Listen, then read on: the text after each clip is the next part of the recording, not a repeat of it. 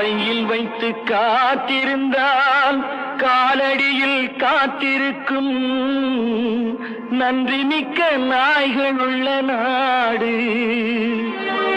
இதில் சொந்தமின்றி பந்தமின்றி வந்த வழி நினைவுமின்றி பிள்ளைகளும் பிறந்திருக்கும் வீடு.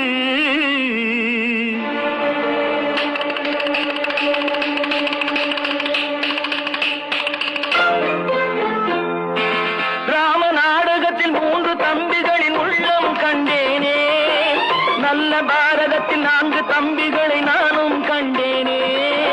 ராம நாடகத்தில் 3 தம்பிகளின் உள்ளம் கண்டேனே, நல்ல பாரதத்தில் 4 தம்பிகளை நானும் கண்டேனே.